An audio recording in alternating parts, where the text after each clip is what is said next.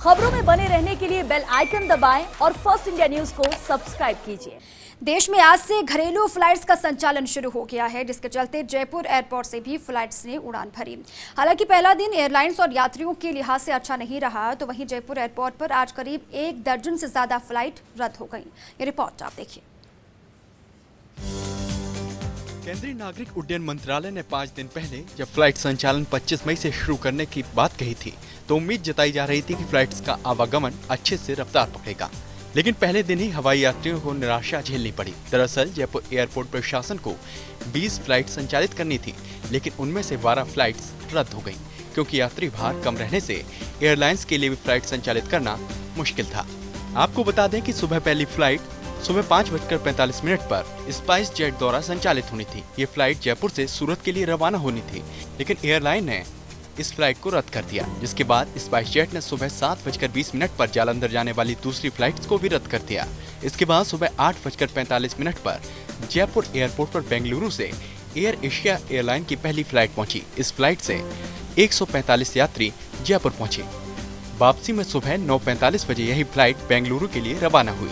जयपुर से इस फ्लाइट में केवल 23 यात्री रवाना हुए। इसके बाद दूसरी फ्लाइट एयर इंडिया की दिल्ली से जयपुर आई। इस फ्लाइट में मात्र 2 यात्री जयपुर आए, जबकि इस विमान की क्षमता 72 यात्रियों की है। वापसी में जयपुर से दिल्ली के लिए कुल 12 यात्री रवाना हुए, यानी फ्लाइट्स में बहुत ज्यादा यात्री भार कम रहा। इसी वजह से बड़ी संख्या में फ्लाइट्स रद्द की गयी। फ्लाइट रद्दीकरण के पीछे महाराष्ट्र और पश्चिम बंगाल सरकार के द्वारा फ्लाइट संचालन का विरोध एक प्रमुख वजह रहा है। चलिए आपको बताते हैं कि कौन कौन सी फ्लाइट रद्द हुई। स्पाइस जेट की सुबह 5:45 पर सूरत जाने वाली फ्लाइट रद्द। स्पाइस जेट की दूसरी फ्लाइट सुबह 7:20 पर जालंधर जाने वाली रद्द हो गई। इंडिगो की सुबह 6:40 पर और इंडिगो की दूसरी फ्लाइट ही 5:45 पर बेंगलुरु जाने वाली फ्लाइट भी रद्द हो गई। एयर इंडिया की सुबह 7:35 पर आगरा जाने वाली फ्लाइट रद्द हुई। इंडिगो की शाम 4:45 पर कोलकाता जाने वाली फ्लाइट रद्द हुई। इंडिगो की दोपहर 12:30 पर दिल्ली जाने वाली फ्लाइट रद्द हुई। इंडिगो की शाम 8:05 पर हैदराबाद जाने वाली फ्लाइट भी रद्द हो गई। स्पाइस जेट की सुबह 8 बजे मुंबई जाने वाली फ्लाइट रद्द हुई। स्पाइस जेट की सुबह 9:45 पर उदयपुर जाने वाली फ्लाइट भी नहीं संचालित हुई। वहीं स्पाइस जेट की दोपहर 2:15 पर गुवाहाटी जाने वाली फ्लाइट भी रद्द हुई। स्पाइस जेट की एक और फ्लाइट दोपहर 3:30 पर पुणे जाने वाली भी रद्द हो गई।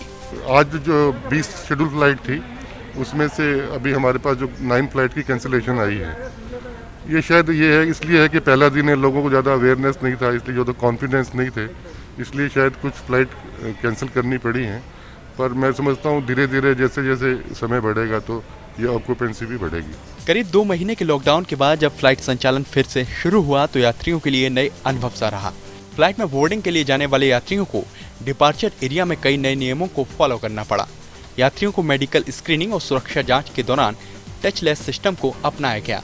वहीं अराइवल के दौरान भी प्रत्येक यात्री से डिक्लेरेशन फॉर्म भरवाया गया। इसके आधार पर यात्रियों को 14 दिन होम क्वारंटाइन में रहने के निर्देश दिए गए।